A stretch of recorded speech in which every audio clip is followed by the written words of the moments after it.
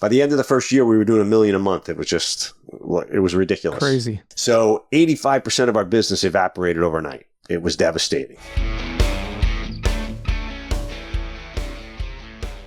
Hey, Rob, how's it going, bud? I'm doing all right. How are you guys? Doing well. Hey, sorry Manny's not here sitting next to me. His wife got sick over the Christmas holiday, and he's staying home with her, making sure he doesn't have the same thing that she does, and gives it to all of us here at the office. But he might try to call in. I don't know. He was really interested in talking to you because of some of your experience, especially in the gaming world, in the online gaming world. He's a gambler himself, so he gets excited. He's from India, and he loves to just... we're in Wisconsin, and he loves to go to the Indian casinos here. Like they're all over the place in the state, but he just loves to play.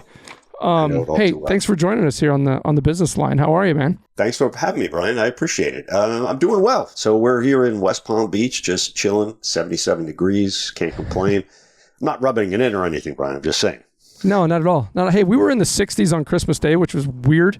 It's like upside down world in Wisconsin, but it's back down to 33 degrees when I came in. So a balmy 33. We got no snow or anything like that, but you definitely got the better end of the stick down in West Palm Beach for sure. Yeah. I'm really excited to talk to you today because I've been looking at some of your content that you've got online. I love some of your philosophy on business and personal development and that kind of stuff. Looks like we're kind of kindred spirits when it comes to things we've been reading or do read and things in the past. So look forward to diving into some of that. But introduce yourself to the audience. Tell us about yourself. I want to dig into kind of your journey on how you got to where you are today. Let's start there. Sure. Yeah, my pleasure. So, starting at the beginning of my business career, I was in the right place at the right time, and I launched an online casino in 1997. So this is when people had dial-up and, AOL I was 17 in 97. Yeah, I was a little bit older than that. So it was an amazing journey. I was, like I said, I was in the right place at the right time, and I was fortunate to get the thing started like I did. And we just took off like gangbusters. It was unbelievable. There was probably only like 5 other online casinos in the space. And we moved to Antigua in the Caribbean where we were licensed. Yeah. And we ran the business successfully up until 2010, sold it. And I quasi-retired. And now I started consulting, kind of backed into that in the gaming space particularly, right? So online operators that were looking to get into the into the land-based space and vice versa. Okay. I kind of mediated a lot of negotiations between software operators and land-based casino operators. So let's go back a little bit to 97. I want to dig into that some because you said right place at the right time. What was your experience up to that point? I mean, what led you to the right place at the right time? Great question. So it goes back even earlier than that. I was in the Caribbean on vacation with my wife, and then I only had one child. And there was a sign on a kiosk of a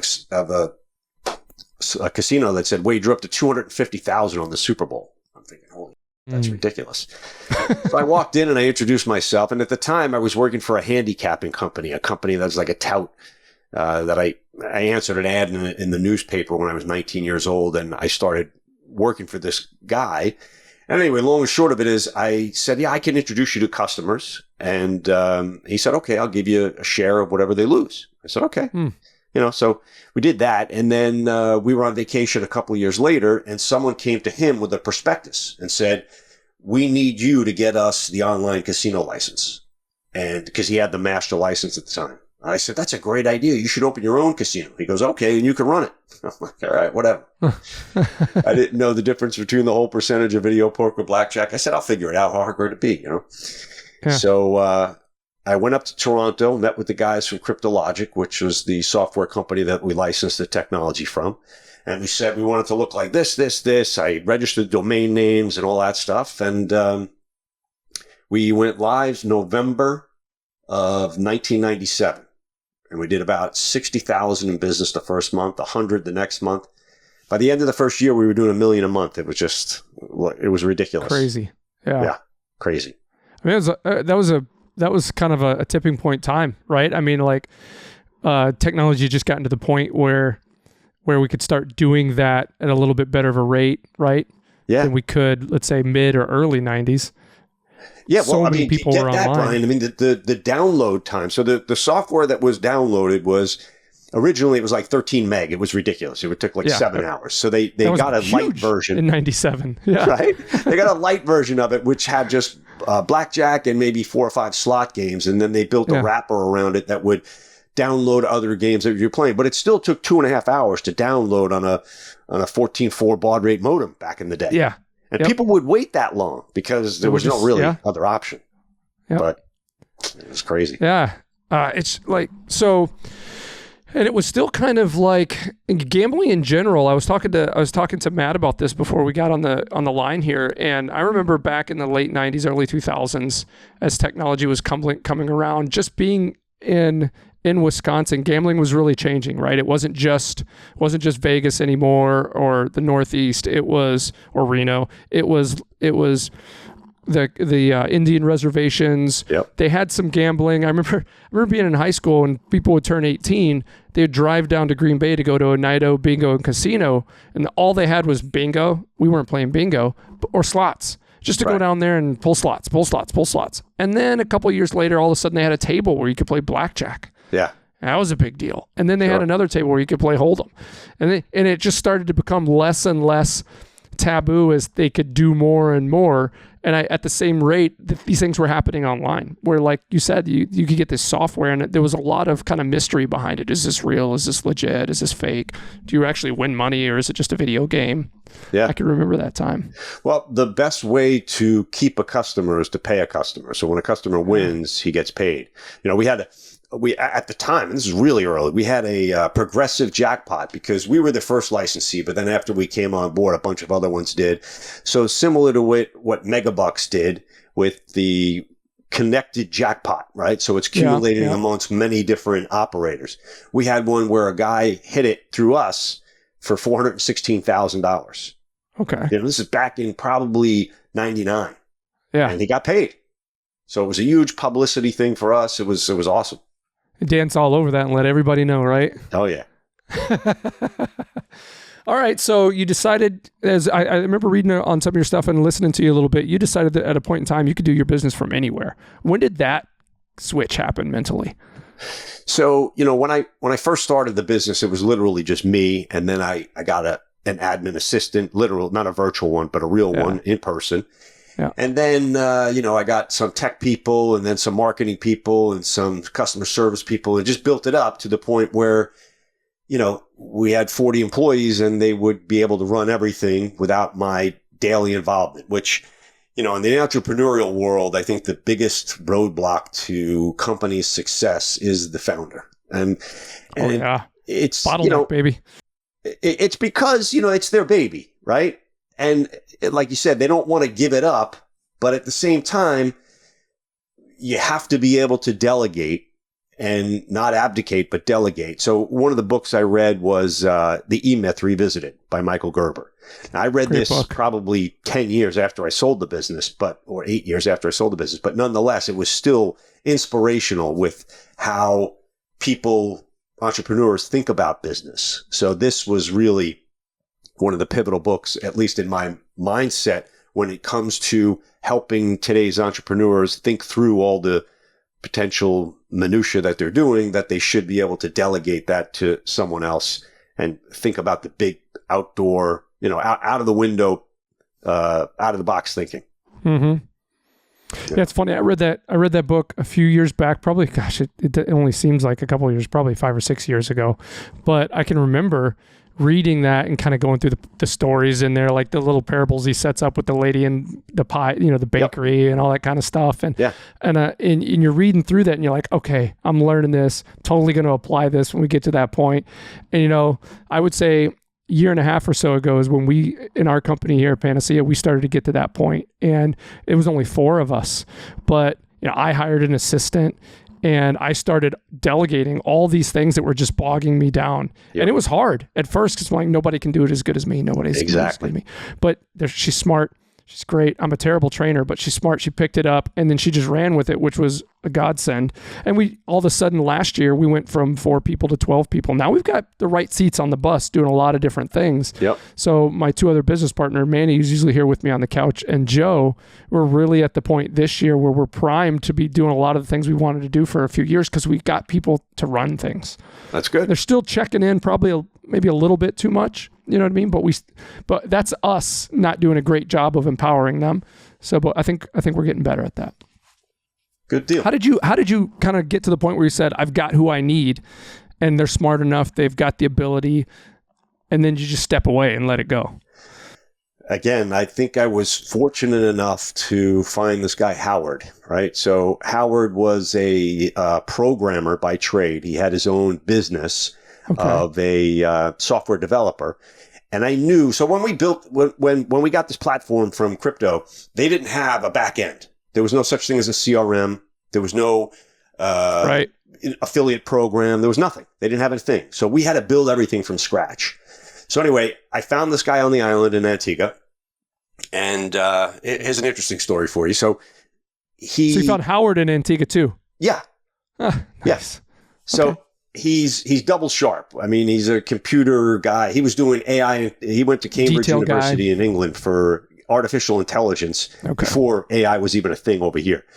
Anyway, this is back in the early 90s. Anyway, he built a platform for me that would manage everything. It would take the 3 data files that I would get from Cryptologic every day, and it would put it into a visual format that I could see who won yesterday, who lost yesterday, how much they won, what games they were playing, have their contact information. I could press a button and email them right there from that. Nice. And then he built a live chat software platform from scratch using This is ASP. almost 20 years ago.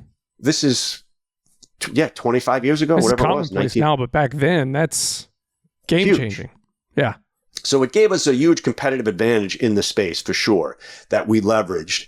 But so getting back to your point, Brian, is that he was the catalyst for being able to really turn the corner, run this business.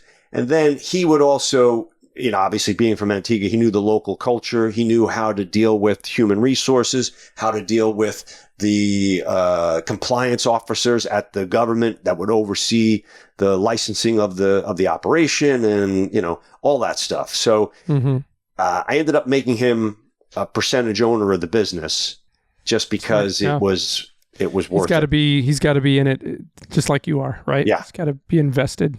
Yeah. Yeah. So that was hugely helpful. And that was it. Awesome. Yep. So eventually got to the point where, was it around 2010? You said you sold that business? Yeah.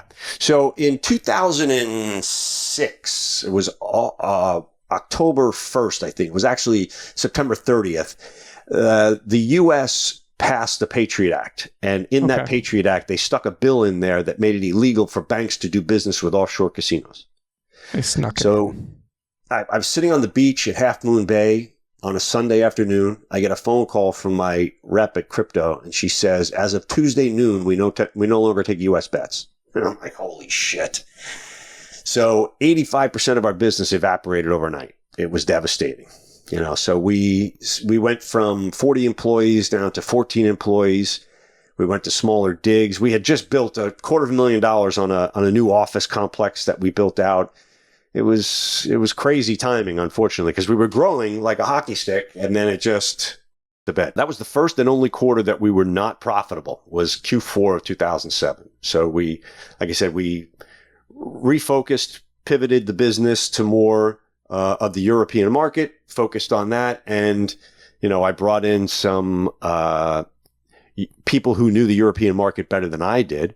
And we focused on that for the next couple of years, and it was fine, but it never really fully recovered. Then I had an opportunity to sell it in 2010, and I took it, and then quasi-retired, and now I just consult in this casino space.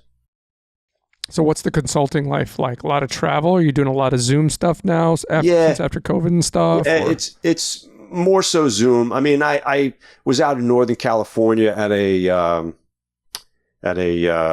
client's location in a small remote part of the state. You know, they have a Indian casino. And I do that. But a lot of the stuff I do is digital. And now I've actually transitioned and started another site called Pivotal Zen, which is leveraging what I've learned in the casino space, marketing in the most competitive industry in the world, and how it translates into other verticals that don't necessarily need to be casino. When you read Made to Stick or Good to Great by Jim Collins, you know, these things transcend any industry. So I've been doing that, and I've got 2 clients now that are not necessarily in the gaming space, but we use gamification in a lot of the stuff that we do, you know, from a market. You absolutely should, for sure. Yeah. So it's fun. It's a great journey. So what's it like working in that space with folks? Because you got to really, when you're consulting, you got to really get in there and get on the kind of same mental level as folks in their environment and really get them to shift, sometimes make decisions that they wouldn't normally, get them to take action. What's that like? Yeah, so that's a great question. And then a lot of people, I think, have a misconception about consultants in this. And I'm not a big fan of the term consultant, but I understand the value of it. People use it, yeah, for sure. Yeah, well, the bottom line is what my job really is to get their team to do what they need to do in order to reach the goal. So, you know, what I do first and foremost is reverse engineer. So that is, where do you want to be in 5 years, right? And then work backwards with the metrics that you need to be at in order to be on track. And then put the people in place, like you mentioned, the right people in the right seats on the bus. Figuring out, knowing where you're going is the easy part. Putting the people in place to get there is the difficulty, you know, because the biggest problem that I find in any consulting practice, in any consulting gig, is the people who are charged with doing the work that the consultant puts in place already have their gamut full, right? They have their plate is full, and they're like, oh shit, one more thing I've got to do. And it's sometimes it creates animosity, but you have to get buy-in early and then keep repeating it. You know, this is what our objective is. This is what we set out to do, right? This is the milestones that we need to reach. And here's the steps that we're going to do, whether it comes from social media advertising and marketing and, you know, paid ads, whatever it is that we need to do. And so I developed the 3 pillars of success in business, and it starts with the brand, right? So positioning a brand or repositioning a brand is hugely important. You think about brand is more than just a logo. It's how people feel about your company. When I say to you, Brian, Apple or Microsoft or Nike, right? Or Starbucks. Something comes to mind immediately. Right. Yeah. Exactly. You create this mental picture in your mind. Cool. So does every other consumer. Right. They might not be the same, but the message is coming across in everything that company does, of how the barista greets you when you walk into Starbucks to how the transaction shows up on your credit card. Everything makes a difference. Right? Yep, so that's number 1. Number 2 is acquisition. New customer acquisition is the lifeblood of any business, right? I mean, you need new customers coming in. And the way to do that nowadays is a little bit different than it was just putting out an ad. You know, social media influencers is a huge component of that, getting people talking about your brand, getting brand evangelists, and rewarding them for it, right? So it goes back to the old days of the affiliate program, or people who are promoting your brand in exchange for a piece of the pie, right? Yep. And then the third thing is retention through a loyalty program. And a loyalty program doesn't necessarily mean just points, although that's a component from a gamification standpoint. It means creating buy-in, emotional connection, create the reason why someone would continue to do business with your company as opposed to going somewhere else. So those are the 3 pillars that we build the platform on, and I'm tech agnostic in the sense that if there's technology out there that'll do it better for a real estate company, then it'll do it for a software company that creates accounting software. It just depends on what they need. Yeah, it's very similar to something I've heard a while back. Are you familiar with Michael Dell's 3 C's? No. So he did this speech a long time ago. It's probably late 90s, early 2000s or something. 3C's: content, commerce, community. So like you're talking, if you think about successful companies that do that great, if you take Apple, for example, the content, the product is remarkable, right? People, the quality, all that kind of stuff, right? Yep. And then the commerce, how's money getting made? How are you making the money? How much you making is, how much you spending to get the client in the first place, how much coming out the other side. And then the community, raving people that will sit outside in line for 2 days to get a stinking new phone every year, that's changed vaguely a little bit. Yeah. And it's very similar to what you were telling me, because what I heard is from a perspective of, the content part, what are you doing? How are you doing it? The commerce, how are you making money, right? How you turning it into money? And then how are you getting people to go crazy about your product and tell everybody about it? Right. Yeah. Affiliates, referral programs, all that kind of fun stuff. So, yeah, I mean, so very cool. Love it. Yeah. It's interesting for sure. So what's your day-to-day like? What's the day in the life of Rob like? Every day is probably a little bit different, but give me I want some crazy fun stories. I mean, what's some neat stuff that you're doing on a day-to-day basis that, average folks that might be listening to this aren't doing? Okay. Well, from a personal perspective, I go to the gym every single day, except for the weekends. So I've been doing this for the last 35 or maybe 40 years. Yeah, no, probably Saturday, Sunday's your recovery day. Yeah. Okay. Yeah. So, I mean, cool. I keep in shape. There's far too many people, I think, in today's culture that just think, maybe tomorrow I'll start my diet tomorrow. Or, my exercise regimen. There's no better time to start than right now, today. Yep. Because obviously once your health is gone, you can't get it back. It's very difficult to get back. So maintaining it is the key. Yep. So I do that in the mornings. I don't schedule anything in the mornings, generally speaking.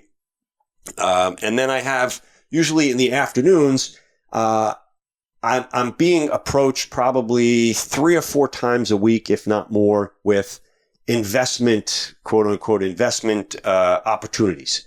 So people want me to help them in a marketing perspective for an equity position in their business or something like that. All right. Or some sort of investment. So I pass on most of them, but sometimes I find some that are interesting, and then I explore it a little further.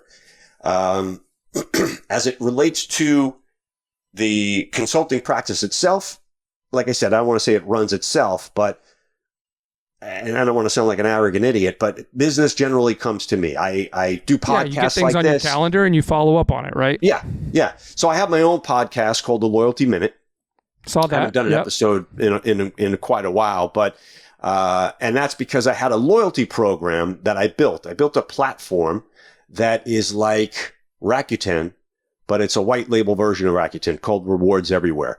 I just sold it. But the reason that I started the podcast was because I was listening to a podcast, and the guy said the best way to get new customers is to have a podcast.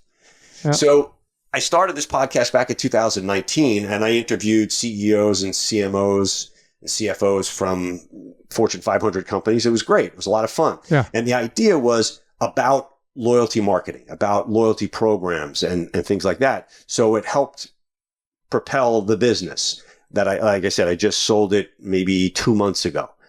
But now I'm in the midst of starting another podcast called Pivotal Zen, which is talking about how to potentially pivot from something you might be doing that you should potentially think about a shift. And, you think of some famous businesses that started off or doing what they're doing now, but started off as something different. Yeah. And then the Zen part of it is just, again, from a wellness perspective and looking after your own personal health. So that's kind of what I do throughout the day. And then 3 days a week, I play poker pretty competitively. So you're a poker guy. Yeah. Very cool. Playing poker for forever. So just 5-card draw, or what? No, I play Hold'em. I play Hold'em. Hold'em? At the Palm Beach Kennel Club. Very cool. Yeah. So is it just the spirit of competition? You just like to, You like that whole kind of the draw of that, or what Yeah. what gets you into poker? I've been playing poker since I'm literally 10 years old. There's stories, from my childhood that you would scratch your head and say, this kid could. I started drinking alcohol at 10 years old. My parents got divorced at 9. I moved to a pretty, not rough neighborhood, but it was a bunch of divorced kids that were from divorced families. So we were out. Yeah, so you guys were the rascals, right? Yeah. Started playing poker, smoking cigars in someone's basement. Where are you from, Rob? Originally from New York, way out east, Okay, so in the middle of Long Island, actually. Okay. So big city.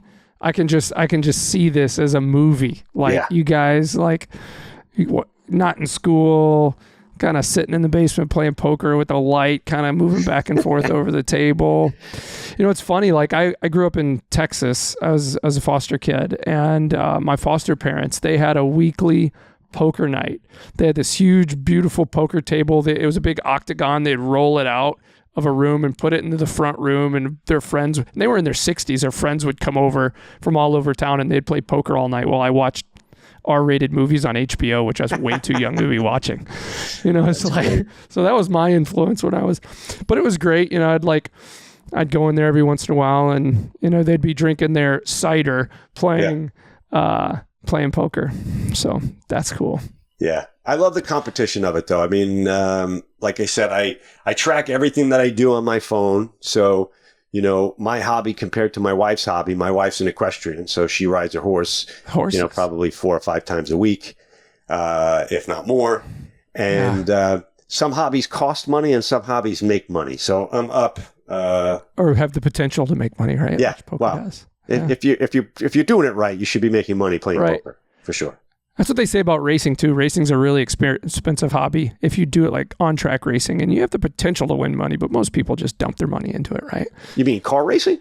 Yeah, like car racing. Oh, yeah, that's usually expensive, but I guess you're right. I mean, people can win. But yeah. So poker, let's talk a little bit. Like, what's in your experience? What's the key to winning? Fold king queen pre-flop. It's the worst hand in poker. Pre-flop. People say 7 deuces because it gives you confidence, hand. Right? It thinks you're going to win. The problem with king queen, it's second best so many times. It looks great, but you're in trouble with it. For me, anyway. I mean, it's my kryptonite. I cannot win with king queen. I've lost more money with those 2 cards than anything else. But the biggest thing for poker, the best thing is position, right? Knowing the position in relation to where the action is. Last to act is obviously the best, and that has more power than anything else. Yep. But it's a dynamic game because it changes at every single moment. That's why I like it. Well, I'm probably going to fixate on this because I know how to play poker, not well. I've won some money here and there at friendly matches, but like, how much of a mental game is it? Because you hear about folks playing at the highest levels, and it just you watch the shows and they kind of make it seem like there's maybe more going on than there is. But how much is it a mental game? It's hugely mental because a lot of it is based on unknown features, right? You don't know what somebody else has, but you have to be able to put them on a range of hands based on their actions, generally speaking, and then exploit that and play their hand instead of your own cards. So it's sometimes, honestly, it's not as important as what you have as compared to what they have or should have given the situation. And then knowing your opponent, right? So people have live tells. They make, mistakes, and you see the same people all the time doing the same thing.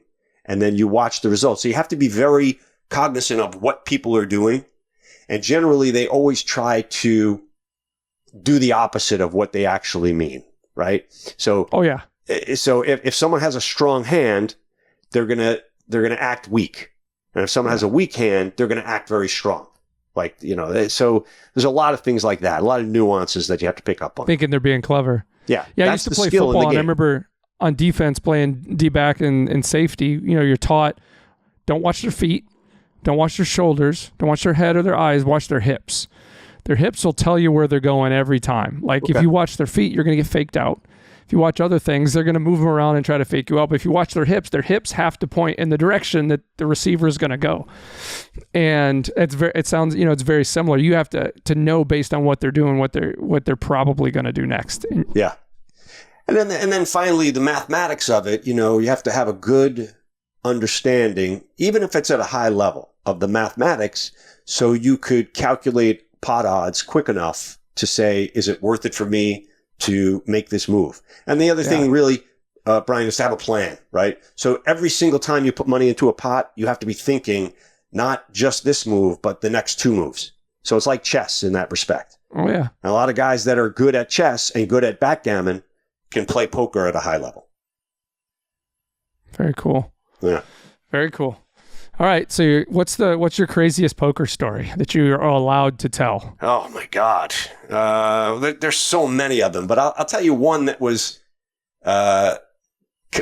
just happened 2 weeks ago down at the Hard Rock. Okay. Well, no, it was at Pompano, whatever. So I'm playing in a tournament. I got 60,000 in chips in front of me. Again, it's a tournament, right? And the blinds are pretty small, like 200, 400.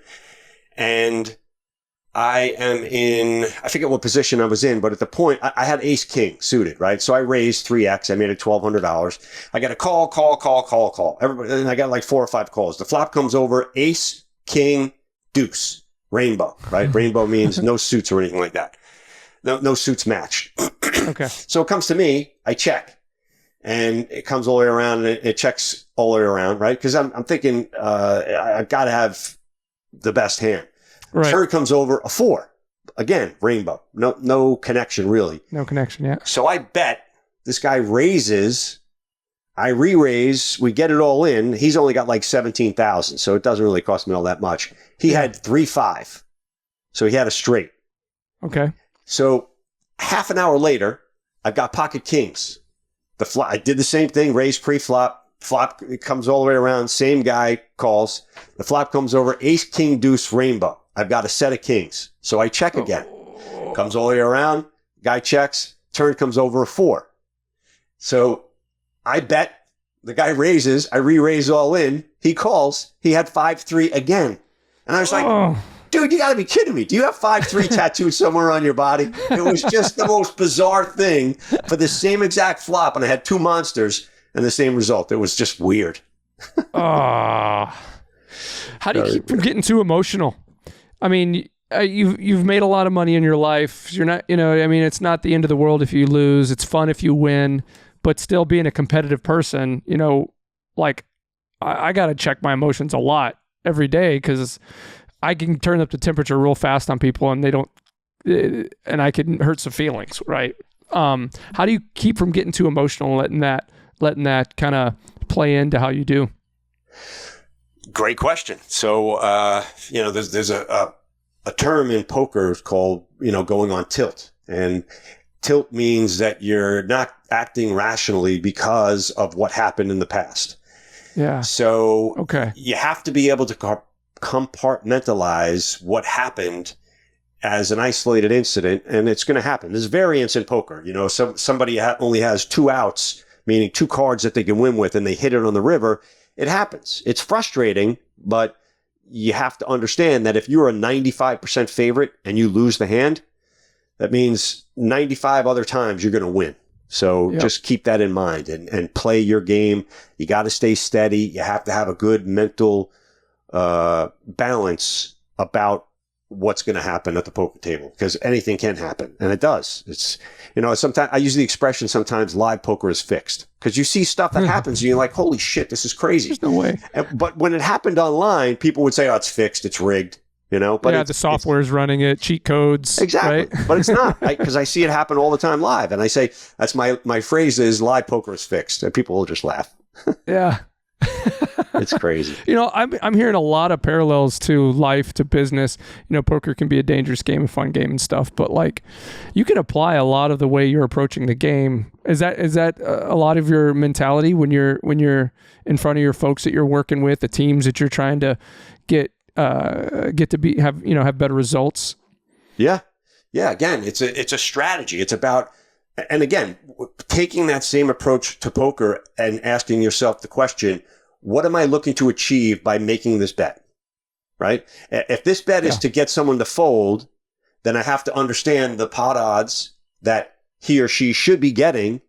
And if I price them out of it and they happen to hit, that's fine. They got lucky and the variance came into play. But if I stay the course and I make the right moves, and then you translate it into business and you say, okay, if we're looking to do $1 million in business by the end of the year, and we know that we're only doing, 25,000 a month as it is now, where does that leave us? What do we need to do? What are some of the features and factors that we need to add to our repertoire of marketing to get to that level? So we're doing 85,000 a month or 90,000 a month to reach that level. Right? So it's thinking about it in that same gamification type of scenario. That's probably not the right use of gamification, but I think of business as a game, right? And I play it just like a game. There's rules. You set up boundaries. You got a playing field. You get the players. You got to work within a certain set to achieve a goal, right? Yeah. But, and again, what I've been focused on most recently is helping people think about pivoting. Sometimes people forget about the money aspect of it, right? Which is the most common reason that a startup will fail is for the lack of funding. But it's also, sometimes they'll think about it and they'll get myopic. They'll say, this is what our business is and does. And they're not willing to shift or adjust based on what the market is telling them about their business. Right? So you have to be able to pivot. That's what, the idea for Pivotal Zen came from exactly that. Yeah, that's kind of our story over the last 8 years here with Panacea. When we started the business, it was just going to be hybrid transcription for medical offices and outsource IT. And then we got into it. We were marketing, we were cold calling, we were talking to people, and then we found out about this remote scribe thing. So we're like, hell, can we do this? Can we leverage our teams and can we find people in India to be scribes and do it for cheaper, better, more effective? And we pivoted to scribing. We kept doing the other things, but we just said, hey, there's a lane to throw the ball to pass it on. So we started doing scribing. Then we learned, we saw a lot of our clients having issues with revenue cycle management in their practices. So can we learn to do this? Can we find a team, build a team to do this? And boom, we started doing that. And it's just like, and now that we've got people, we've got a team doing sales and we got marketing folks and we're linked up with some folks to kind of run that so that I don't have to be running that. And we've got people doing the right things from a service standpoint. And so we're at this point where we're like, okay, what's next? What are some of the other things that we need to be, because we have some income, we can fund some of these other avenues, but that's where we are right now. Is kind of in 2024 is what can we start doing to really start to snowball? That's good. That's smart. So what's next for folks what's the next big thing that you're seeing that people should kind of consider pivoting to, that out there? Well, I mean, it depends on their existing business, right? So if you're in a software as a service business, I'm not suggesting to pivot into a retail location. But what I'm saying is if the market that you're serving is also doing something else and you think that, your skill set, like you just mentioned, Brian, you guys have some other opportunities that are presenting themselves, and then you could take advantage of that. That's what you need to be doing. You need to be thinking. Yeah, we look for problems that need solving. Exactly. Right? Exactly. So it's more than just problem solving, though. It's about thinking outside the box at what your customer could, your potential customer, your persona of your ideal customer is also buying. Right. And if you could offer that as a value add or whatever, it depends on each individual. So it's hard to make a blanket statement. But okay, so case in point, I'm not going to mention the name, but I have a client who is a software provider in the gaming space. Okay. But they wanted to do direct to consumer application.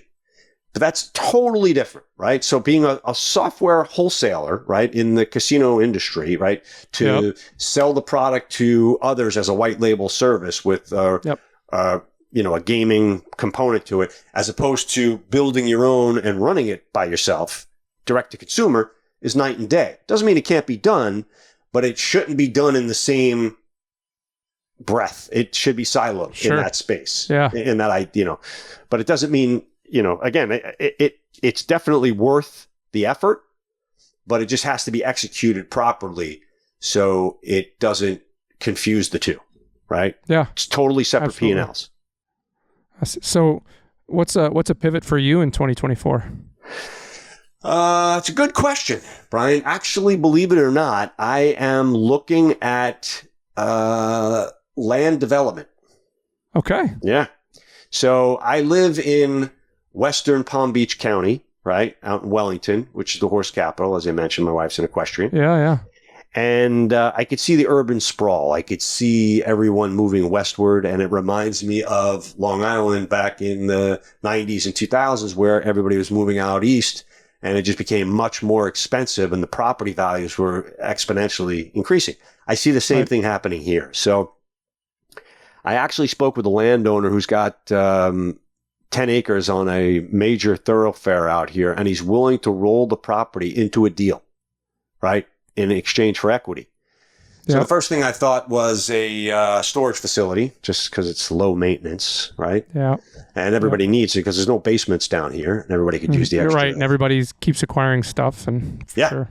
Exactly. But there's a new one that just opened up a mile away. So then I thought, all right, car wash, something low. Car washes are popping up everywhere, my friend. Yeah. Golly. I know. So, but in the city I live, they moved the visitor center from like a key place when you come into town. They tore it down and they're putting in a giant club wash like thing. Really? Subscription-based car wash model. Well, the car wash model is awesome now, if you think about it. So we belong to one for $26 a month. You get unlimited car washes. But realistically, how many times are you going? Yeah. I go, depending on the weather, 3 or 4 times a month. Which, okay, it saves me. Yeah, so it's worth it. But yep, absolutely. But the idea, though, is the recurring revenue is awesome for that business. MRR, monthly recurring revenue. That's where we live, too. Yeah. So right now, I've actually been researching and working with land developers in the area that are willing to partner with a newbie, right? So I recognize that I'm not going to be able to make as much equity myself in the deal, revenue, but or profit in the deal. But I'm going to learn because I just think it's I see the writing on the wall that the real estate market is just booming out here. It's crazy. Yeah, it's similar. Wisconsin's got a lower cost of living. It's obviously more rural. It's not a huge market, but it's growing. There's a lot of land available. A lot of farms are selling their land and things like that. And I think it's an opportunity here as well. Yeah, it's definitely an opportunity. Okay, that's a big pivot. Yeah. Well, again, I'm up for challenges. It's I just look for cool stuff to do. So and if you can own the land, that's good. my wife sent me something a couple of weeks ago, maybe a month or so ago. In Charleston, there's a thing called Crush Yard, right? And basically, it's like a pickleball. Think of Top Golf for pickleball, right? So it's an entertainment facility, and I never even heard the term before, but it's like Top Golf or puttery. You go, you play, you do something, and you eat, right? And the idea is Top Golf, 60% of their revenue comes from food and beverage. Yeah. There's a good profit margin in there, but they rent out their bays and all that stuff. So anyway, I flew up there for the day to check this place out, and I was blown away. I was like, wow, this is really, really cool. The problem I see, at least from a franchisee perspective, is they're looking for $8 to $10 million for a build out of this facility, which is a lot. Yeah. Right. And to go out and raise capital on something that doesn't have, so it's not like you're going to go out and buy a piece of property and build it from the ground up, where at least you have the dirt underneath it as equity, in collateral to get the loan. So that's the issue that I'm up against right now. I haven't forgotten about it, but it's just not feasible, I think, until they have a proven track record over the next however many years that it does work. So, and that's just it. You need to, if you're going to go in and buy a McDonald's franchise, they got it figured out. Yeah. You're going to go in at minimum, you're going to be making X amount annually, right? Yeah. It's so funny that you mentioned pickleball because we're at the Christmas thing with my family in a gift exchange, and my brother-in-law and his wife gave us for our family this little kind of mobile pickleball set, right? Like years ago, I worked at a Y. That's where I first learned about pickleball, and everybody coming in playing pickleball is crazy. Right. It like completely uprooted. They had a huge tennis facility, and nobody played tennis. Everybody's playing pickleball now. Yeah. But anyway, as I'm looking at this thing, and I'm like, how are we supposed to play pickleball with this? Because I'm picturing, and they're like, I don't know, you go up on a parking lot and you set up the lines and you put up the net and you play. I'm like, oh, and my mentality is all business, right? And I'm like, how come nobody's come up with a model for like what you just talked about, like that Top Golf does, or these the old school big batting cages and stuff. Yeah. Where like people just come in and play, and the money is in what you're selling, not necessarily the game itself. Yeah. So it's a neat concept, and they did it all digital, so it's high tech. Like you go up, you get a card, and then you got an app probably, and okay, you're in. Yeah, and so you just tap it on any of this. So they have 30 wine and beer dispensers that you just tap on it, and then you order the food, and you get a text when it's ready, and you just go pick it up in the window. So it's definitely pretty cool. You said this was in Charleston? It's in Mount Pleasant, which is about 20 minutes from Charleston. So how many of these facilities are there? One at the moment. They've got one, and so they're doing another one in Orlando, and then they wanted to do one down here in Wellington. And again, I haven't written it off completely, but I wrote back to them and I said, listen, it's preliminarily, I'm finding it tough to go out and raise the capital just because the numbers are not proven out as of yet. Like you mentioned, when you talk about a Chick-fil-A or McDonald's, you know what the numbers are going to be. It's pretty easy to figure out, so to say. So, I mean, yeah. Are they telling you kind of their estimates on kind of population density or where these things had to be placed to get enough foot traffic?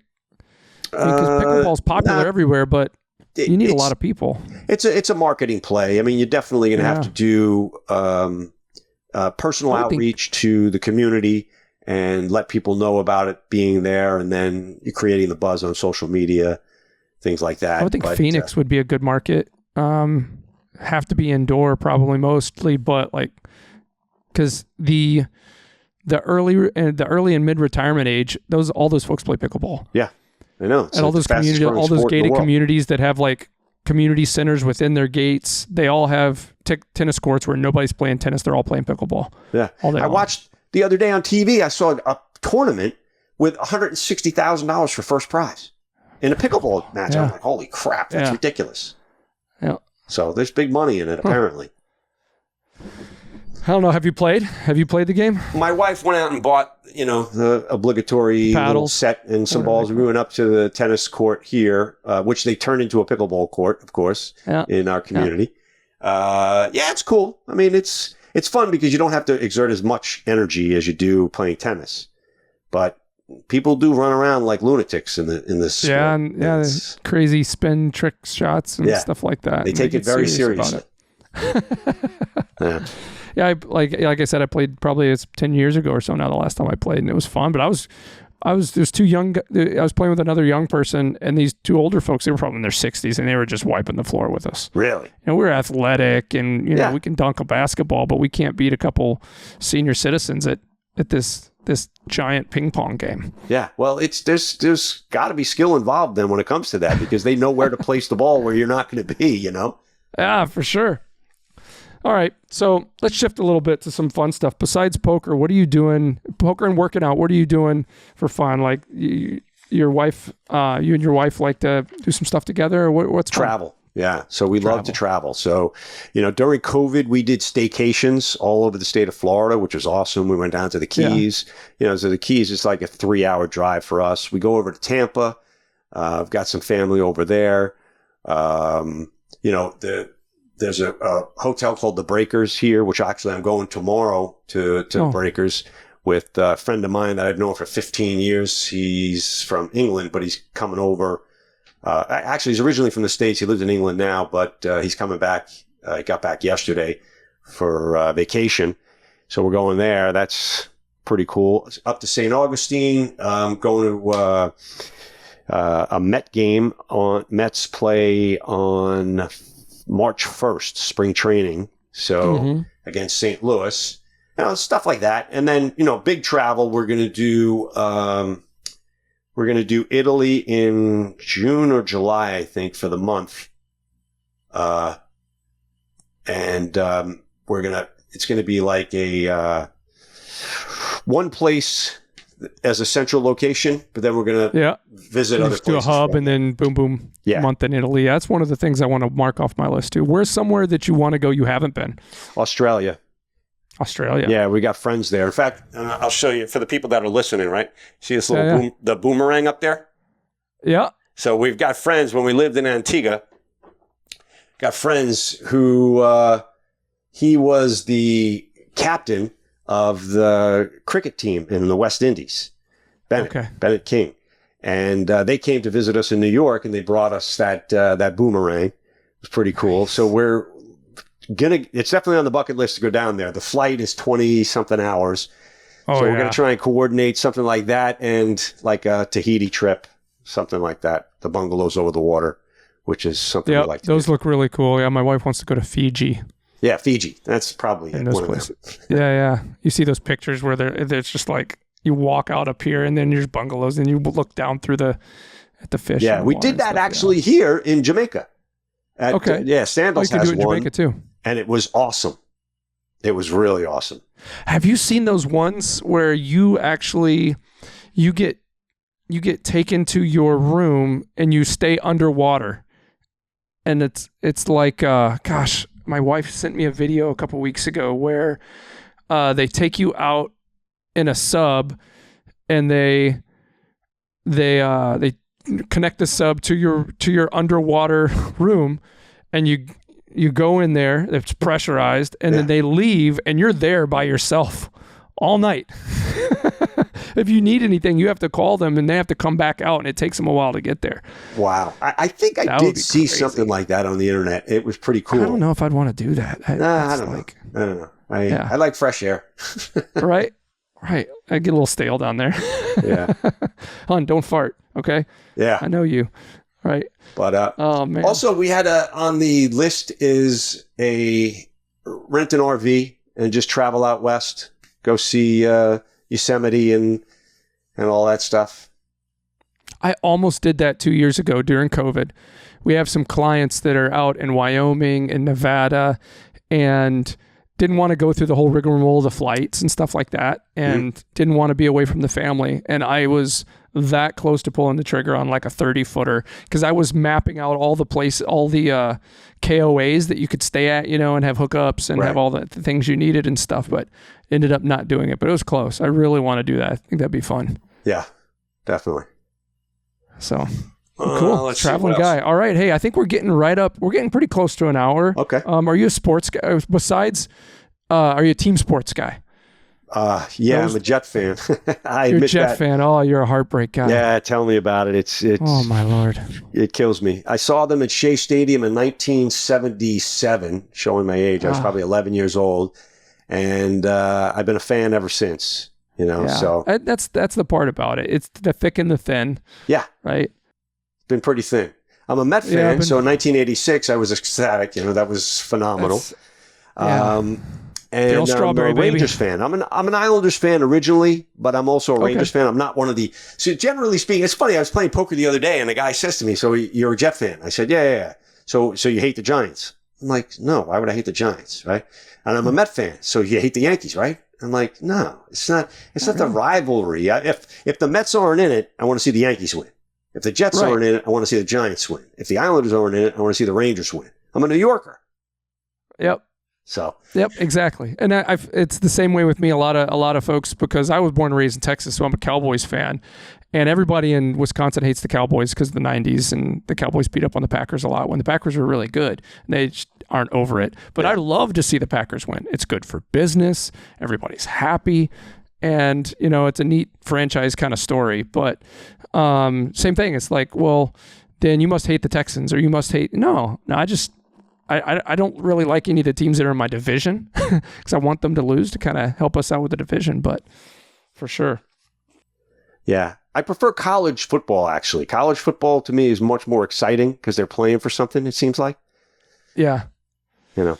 Yeah, it's changed. That even college football has changed over the years. The whole narrative behind, pay to play and all that kind of stuff. Well, there's just so many millions of dollars in that sport to begin with. It's a touchy subject. Yeah. What do you think? Should players get money? Should players get money in college? Well, I think what they're doing now, if I'm not mistaken, is they're actually doing deals where they can get paid for endorsements and stuff now. Yeah. Yeah, we had someone on one of our first couple guests. I think it was our second guest. She's an attorney that's real big into that. And so she's fighting for, folks to at least be able to protect their informational property, their own brand, to be able to, get paid. Absolutely. I've got no problem with that. No, me neither. No problem with that. So cool, bud. Well, this has been great. This has been absolutely phenomenal. I've taken a couple things down that I'm going to start applying immediately. I appreciate your time today. Not a problem, Brian. It was my pleasure. I enjoyed the conversation. Absolutely. Best of luck getting some land this year. Yeah. And whether it's pickleball or not, I look forward to hearing about how you're moving and shaking in that space too. Well, when the dust settles on this deal, I will definitely let you know. Awesome. I'll come down to Florida and check out your place. There you go. That's your excuse to come down. Yeah. Hey, I was in Florida 2 years ago during COVID for a wedding. We stayed 3 blocks north in Miami of that building that went down. Really? Of the building that collapsed. Yeah. Yeah.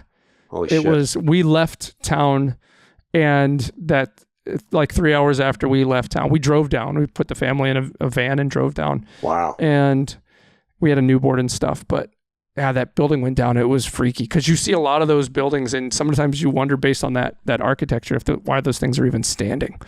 Yeah, right. It's crazy. That's crazy.